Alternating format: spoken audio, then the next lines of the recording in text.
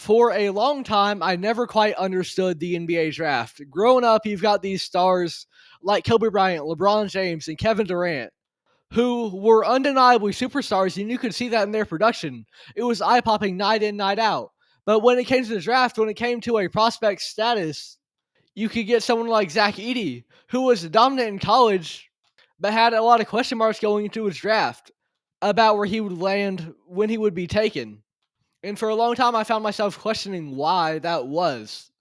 Why might a freshman guard who put up mediocre production have a higher draft status than someone who's a star in college and might be going to the draft after their senior year?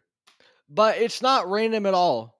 And as I've come to reflect and try to understand the draft more, I found out that there's an art to it. This is the art of the NBA draft. Let's break it down. Now, so first of all, let's ask the question, what is art? Art is the expression of human imagination and creativity. And a lot of times, the most compelling pieces of art are not the ones that may look the most beautiful, but they are also ones with a deep meaning behind them. For example, take Van Gogh's Starry Night. The painting itself looks amazing in the eyes of a lot of people, but what makes it really compelling is when you consider Van Gogh's personal life and perhaps some mental issues that he was dealing with. And so then you kind of begin to consider, with this distinct shade of blue, blue can be a color often associated with sadness. Why is he looking out into the night sky? Does he feel insignificant compared to the stars up above? It makes you think.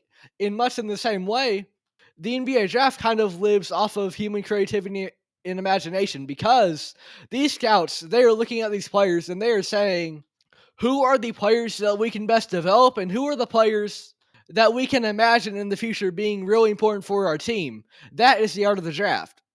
It lives off of that same human creativity and imagination that defines art.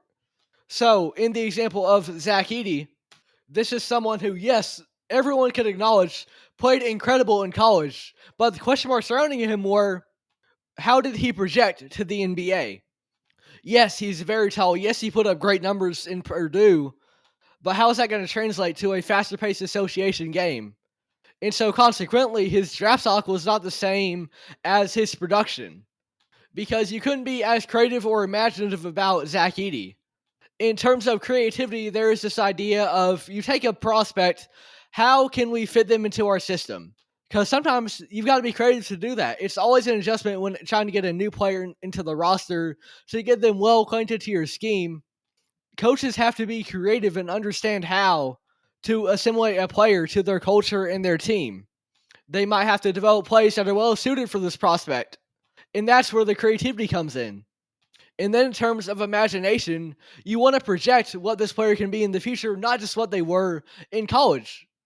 And so you might get a freshman player who didn't have a long, storied college career, but you can imagine what you can develop them into. They might have great physical abilities, a long wingspan, good height, or outstanding athleticism, whatever it is. They've got something about them that makes you imagine that they can be something great in the league. And so therefore their draft stock goes up because you can imagine them becoming something. This prospect who is still very young, who has time for you to be creative to develop them and find ways to incorporate them into the offense and defense. And their physical tools might spark your interest and your imagination as to what they can be if developed properly. And then meanwhile, an older prospect, he might not have that same level of imagination. They might be able to come in day one, but then they lose that creativity and imagination. They might be an instant impact player, but what is their ceiling? They might have spent 4 years at college, so then when they get to the NBA, they've already kind of grown to their own game. So it's going to be harder to be creative and insert them into your offense to a way that is mutually beneficial. And you don't have that same imagination because they are a little bit more defined as a player. And maybe they do still have gifts to them, but those gifts are not going to be tailored by the development team. Instead, it's going to be tailored by the player's collegiate career because they spent 4 years there and they kind of got used to a certain play style, a certain way to play. And so you don't have that same creativity and imagination because that is what the NBA draft lives upon. There is an art form to it, one that lives off of hope and emotion, in which scouts are not only going to be swayed by numbers, but the context surrounding it, how young a player is, meaning, they hit their prime about 27. That's not the usual prime.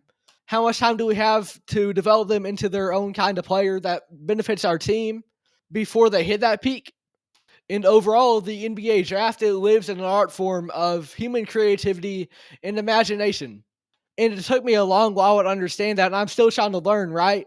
But I think that there absolutely is something beautiful about the NBA draft, and so every time it comes around, it's very fun to watch. It might not be as exciting as a hardwood court game, but you get to see these players walk up on this stage, shake hands with Adam Silver, hold up a jersey or a hat, and they are living out their dream to be on the big stage, to have made it to the NBA. They worked their whole life for this, and the NBA team that was scouting them took a chance on them because of the creativity and imagination that they had. And I think that's beautiful. There is a distinct art about the NBA draft, and that makes it really, really compelling. At the time of recording, the 2025 NBA draft is coming right up. It's tonight.